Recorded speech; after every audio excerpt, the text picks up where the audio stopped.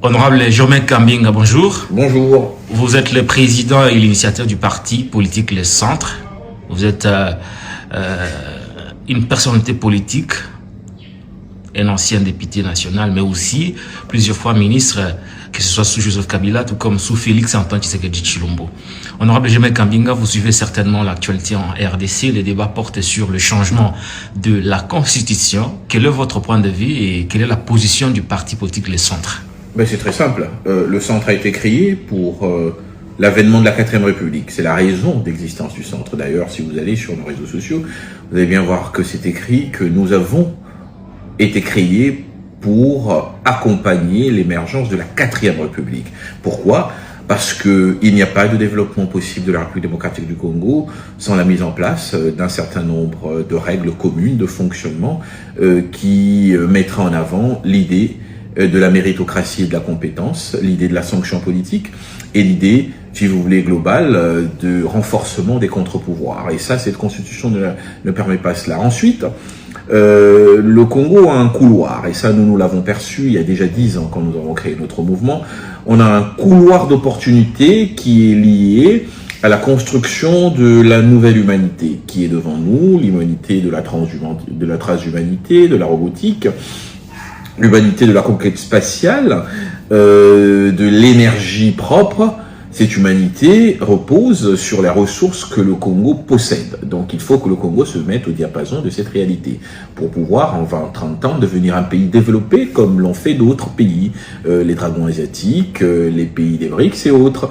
Et pour y arriver, il faut avoir un texte qui intègre cette réalité, pas un texte fait sous une logique militaire et transactionnelle, transaction politique, politicienne, mais un texte qui est fait pour se dire nous sommes le détenteur des richesses minérales et naturelles qui conditionnent l'avenir de l'humanité.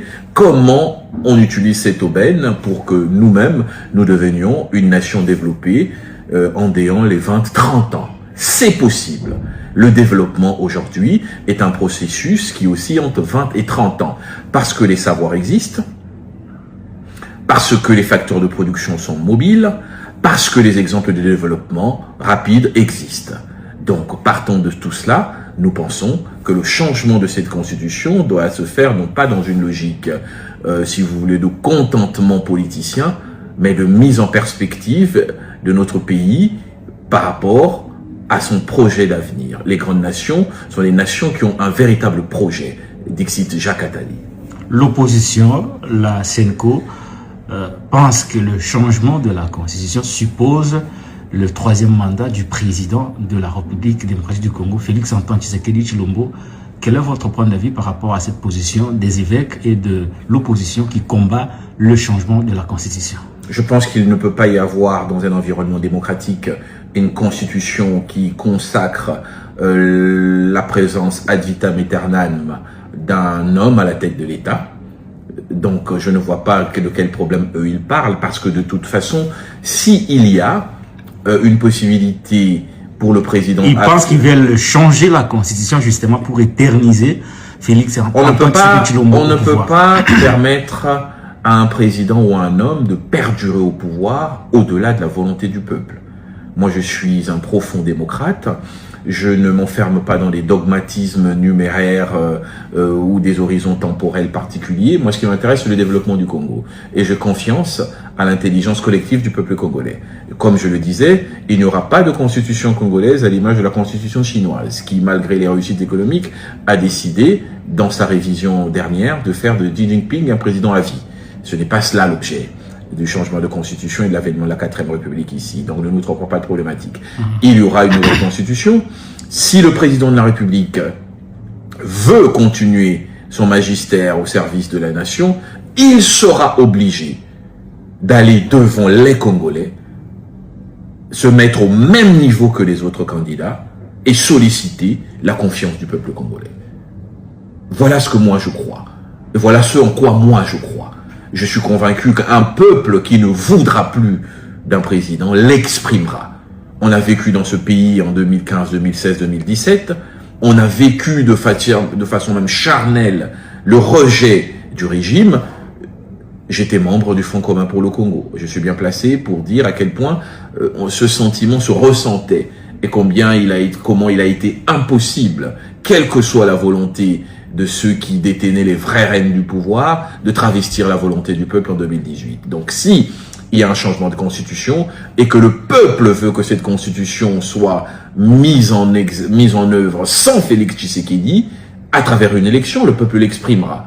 Mais si le peuple veut continuer avec Félix Tshisekedi, il faudra aussi pouvoir l'accepter, parce que c'est cela la démocratie. Donc moi, je ne limite pas les enjeux de l'avenir de notre pays à des questions subalternes de positionnement individuel ou de qui va dans une logique de chaise musicale et occuper le fauteuil. Moi, ce qui m'intéresse, c'est nous sommes dans la même position que l'Arabie Saoudite dans les années 30. Ça veut dire on découvre le pétrole, il y a le développement des moyens de transport, il y a le développement de la pétrochimie.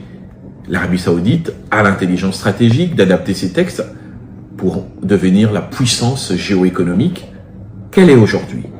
Je pense qu'on est aussi comme le Qatar, qui au début des années 2000, par le développement technologique du process de liquéfaction de gaz naturel, a pu en 10 ans devenir une superpuissance et en 20 ans devenir un pivot géopolitique international. Et le Congo, aujourd'hui, par son cuivre, par son cobalt, par son lithium, par ses terres rares, et par les besoins qui sont croissants et qui vont continuer à croître de la demande mondiale de ces biens par les États-Unis et la Chine dans leur concurrence, par cela, le Congo a une possibilité de se développer. Donc, la question n'est pas de savoir est-ce que nous voulons que Tshisekedi se continue ou ne continue pas. La question est de savoir, sommes-nous cette génération qui, par l'intelligence économique, par l'intelligence stratégique, va permettre au pays de se développer. Avec Tshisekedi, ok. Sans Tshisekedi, ok. Mais toujours est-il que le dernier mot revient et reviendra toujours au peuple congolais. Le dernier mot revient au peuple congolais. Est-ce que vous craignez pas l'embrasement du pays, surtout lorsqu'on sait que lors d'une messe de commémoration à la 66e anniversaire de l'indépendance, de l'accession de notre pays à la souveraineté nationale et internationale, le cardinal Fridolin Ambongo a annoncé que si le pouvoir persiste dans son schéma de changer la constitution pour éterniser un homme au pouvoir, l'Église n'hésiterait pas d'organiser quelques actions de terrain pour faire obstacle, faire échec à ce projet. Comment pouvez-vous analyser cette position de l'Église? Non, moi je pense Est-ce que l'Église est du côté du peuple ou elle est devenue au service d'un camp politique bien connu? Vous savez, on a un article dans l'actuelle Constitution. Cet article, c'est l'article 5. Alors, c'est un article important parce qu'au-delà de tous les débats d'interprétation constitutionnelle qu'on laisse aux professionnels, cet article dit quelque chose de très simple. Tout pouvoir émane du peuple. On parle bien de tout pouvoir. Même le pouvoir de cette constitution en cours. Ce pouvoir-là émane du peuple. Tout pouvoir. On ne dit pas certains pouvoirs, on dit tout pouvoir émane du peuple. C'est ce que dit l'article 5 de cette constitution. Et comment ce peuple l'exerce? Directement ou indirectement? Directement, c'est notamment par voie de référendum. Et aujourd'hui, on parle d'un changement de constitution. Je pense que l'Église catholique, qui est une organisation de la société congolaise qui a une certaine importance, une certaine magistrature morale même, je pense que si elle est contre cette idée du changement de la Constitution, d'abord elle doit pouvoir l'expliquer. Nous on explique pourquoi on veut changer la Constitution, nous le centre. On veut parce qu'on veut mettre le pays au diapason du processus de développement lié à la situation d'aubaine que nous rencontrons. Eux, ils doivent nous dire pourquoi ils sont contre. Si la seule réponse est parce que on ne veut pas que Félix Tshisekedi fasse un troisième mandat, c'est un peu court. Bref. Mais alors, pourquoi vous voulez mettre les gens dans les rues? Pourquoi vous voulez créer des convulsions sociales et politiques si vous êtes convaincu et sûr? Mais c'est très simple. Faites en sorte que le peuple que vous dites avoir avec vous vote pour le non au référendum. Félix Tshisekedi ne va pas changer la Constitution par ordonnance. Simplement, il va se soumettre à une procédure légale, tout à fait rigoureuse. D'ailleurs, n'a-t-il pas donné une position claire? C'est que cette loi sur l'organisation du référendum, les modalités d'organisation du référendum en RDC, passe d'abord par la Cour constitutionnelle, ensuite revient à son niveau, il la promulgue, et après, l'Assemblée nationale se transforme en une constituante. Il y a un texte, certainement, qui est proposé, après avoir recueilli les avis et considérations des différentes couches de la société. Et après ce processus-là seulement, le peuple, enfin, s'exprime. Il a effectivement, ce peuple, le droit de dire simplement non, on ne veut pas de cette nouvelle constitution. Mais cela répondra à toutes les questions, à toutes les problématiques. Non, nous ne voulons pas de cette constitution. Ça veut également dire non, nous ne voulons pas que Tshisekedi fasse un possible troisième mandat. C'est en fait un plébiscite ou pas de la possibilité pour le président qui en sera l'initiateur de continuer à la mise en œuvre de son projet. Donc ça peut se régler de manière tout à fait républicaine. Le rapprochement opposition, CNCO, Cardinal Ambongo, l'Église catholique, bref, est-ce que ce rapprochement contre le changement de la Constitution ne vous fait pas peur? Est-ce qu'il n'y a pas de risque que le pays s'écroule? Mais non, le pays est en train de subir depuis plus de 2 ans maintenant des assauts répétés du Rwanda. On a même une partie du territoire qui est occupée. On a des milliers de Congolais qui sont assassinés par les Rwandais avec l'aide de quelques Congolais regroupés autour de cette organisation qu'on appelle AFC M23. Le pays ne s'est pas effondré. Le pays tient parce que les fondements sont solides. Je crois que le débat public doit être un débat sain. Ils ont tout à fait le droit, je parle ici de cette opposition lilliputienne et de l'Église catholique, de se fédérer, mais il faut bien savoir qu'en logique d'intégration, 2 faibles plus 2 faibles, 2 faibles additionnés ne font pas un fort, ça fait 2 faibles. C'est les logiques d'intégration. Donc si ils veulent vraiment devenir forts... Mais pour vous, si l'Église et l'opposition se rapprochent, pour combattre le changement de la Constitution, vous craignez rien. Mais ces 2 faibles plus 2 ne font pas un fort, c'est ce que je dis. Et je le dis, je l'explique, ce n'est pas de la raillerie, c'est de la vérité. Je l'explique. Nous avons en face de l'Église catholique et de cette opposition, nous avons un président de la République qui a été élu à plus de 74% il y a à peine 2 ans, dans une logique, dans un renouvellement de mandat. Nous avons une majorité parlementaire obèse de plus de 450 élus et les mêmes proportions se retrouvent au Sénat. Donc, ils ont une puissance institutionnelle qui leur donne les capacités d'assumer les réformes les plus radicales. Jamais dans l'histoire de ce pays, un régime n'a eu autant de légitimité.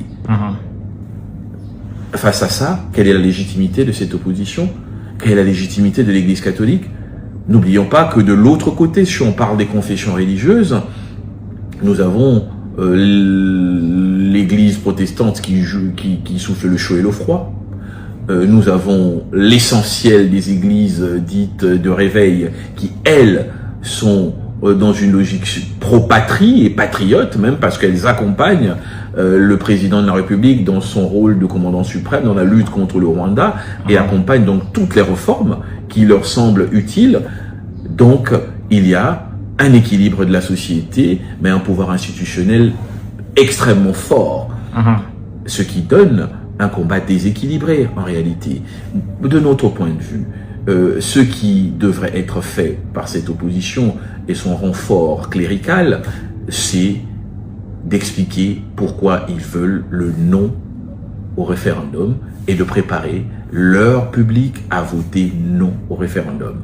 Mais pensez qu'ils peuvent avoir plus de légitimité que la personne qui a eu 74% et qui aujourd'hui est perçue par le peuple congolais comme le principal bouclier de la République face au Rwanda et le principal contradicteur du boucher de Kigali, M. Kagame. Pensez que eux, ils sont plus forts que cet homme-là, et ceux qui l'incarnent à ce moment précis de l'histoire de notre pays, c'est un peu prétentieux, et ça ne correspond pas aux réalités que nous vivons. Tshisekedi a dit ici, si je ne finis pas la guerre, je ne pense pas qu'il y aura élection. Il a dit, si le peuple veut et me le demande, je me mettrai à la disposition du peuple. Il a dit, il ne peut pas empêcher l'ouverture d'un débat et une conclusion sur le débat constitutionnel. Il a dit 3 choses importantes. Et nous n'avons rien vu en termes de manifestations spontanées ou de convulsions sociales significatives au pays. Rien du tout.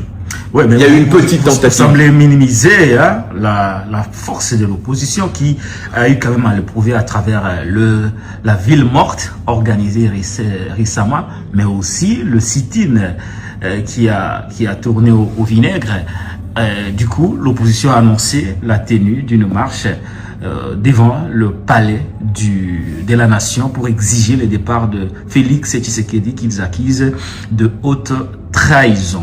La marche vient d'être reportée pour le 20. Entre-temps, cette même opposition a été invitée à Bujumbura par le président burundais, qui est en même temps le président de l'Union africaine, qui semble visiblement craindre de risques au niveau régional. Comment vous, au pays, vous continuez à minimiser l'opposition alors que la question elle a prouvé quand même sur le terrain et la sous-région commence à s'y intéresser sur le débat congolais. Je vous ai dit que dans la logique de désintégration, un pauvre plus un pauvre ne donne pas un riche. Un faible plus un faible ne donne pas un fort. Sauf que là, il y a eu des manifestations. Laissez-moi terminer. Ouais, il y a eu beaucoup de blessés. On parle même de beaucoup de morts. Laissez-moi terminer. Moi, j'ai été au cœur du pouvoir quand le régime passé était dans son moment d'agonie. Alors, je peux considérer par l'expérience et avec toute la froideur et la connaissance que j'ai de ce pays que ce que vous évoquez, c'est du pipi de chat, en réalité. Vous avez une vingtaine de partis politiques qui réunissent 1000-1500 personnes et qui créent quelques échauffourées en utilisant des méthodes dont la paternité est à mettre au compte de l'UDPS qui lui-même est au pouvoir aujourd'hui et maîtrise tout cela. On se rend bien compte que c'est une tempête dans un verre d'eau en réalité. Ce n'est pas cela qui peut bouger un pouvoir, qui peut bouger un pays. Je vous ai dit, Kagame avec toutes ses manigances et son armée n'a pas réussi jusque-là, bien au contraire. Le pays est gouverné, la présidence préside, le gouvernement gouverne, le parlement légifère, les fonctionnaires sont payés, le pays avance comme il peut avancer malgré cela. Donc ce n'est pas cela qui peut bousculer le pays. Ils ont promis d'exiger la démission du président, mais tout de suite après, ils sont invités à Bujumbura. Est-ce que cela ne vous dit absolument rien? Non, mais ça ne nous dit absolument rien parce que nous l'avions dit et nous le répétons. Ce sont des gens sympathiques pour l'essentiel, qui connaissent et qui savent que le rapport de force n'est pas en leur faveur. Ils n'ont pas les capacités, et ils le savent, d'empêcher la réforme constitutionnelle. Ce qu'ils font, en réalité, c'est créer, en s'accrochant sur une cause et en cachant le vrai but, des émotions pour occuper cet espace vide qui est celui de l'opposition. Je vous ai dit qu'on a plus de 450 députés à l'Assemblée nationale qui sont d'une majorité. En réalité, on a un souci, on n'a pas d'opposition structurée et solide. Donc, le leadership d'opposition est vide. Donc, ils sont dans cette course pour la construction d'un leadership d'opposition. Voilà leur objectif, voilà leur but. La cause qu'ils choisissent n'est pas symétrique au but. Le but, ce n'est pas qu'il n'y ait pas de changement de constitution. Ils utilisent cela comme une cause pour susciter des émotions et créer, et dans l'espoir de créer un leadership. La preuve, la première occasion qu'ils ont de prendre un avion et d'affirmer l'existence de ce leadership d'opposition intérieure, ils abandonnent la cause. Ah, vous voulez parler du voyage de Bujumbura? Voilà. Et la plus petite occasion qu'ils ont eue de faire rejaillir au niveau de l'opinion l'existence d'un leadership d'opposition a suffi pour abandonner la cause. Ils n'ont pas abandonné, ils ont reporté la marche au 22 juillet. Non, vous savez, moi, mais par courtoisie, ils sont allés répondre à l'invitation du président du Burundi. Il faut bien savoir, mais ils sont allés répondre à l'invitation de Ndayishimiye, le président burundais, mais qu'est-ce qu'ils ont à vendre? Ils vont négocier quoi? Et qu'est-ce qu'ils mettent sur la table? Ils n'ont rien du tout. parce qu'ils n'ont pas encore eu le temps de construire quoi que ce soit qu'ils peuvent mettre en marchandage pour négocier. Vous savez, Jacques Attali, je reviens sur lui, qui est un grand penseur et un des stratèges multidimensionnels les plus efficaces de notre siècle, il est français, il a dit pour négocier, il y a deux éléments essentiels.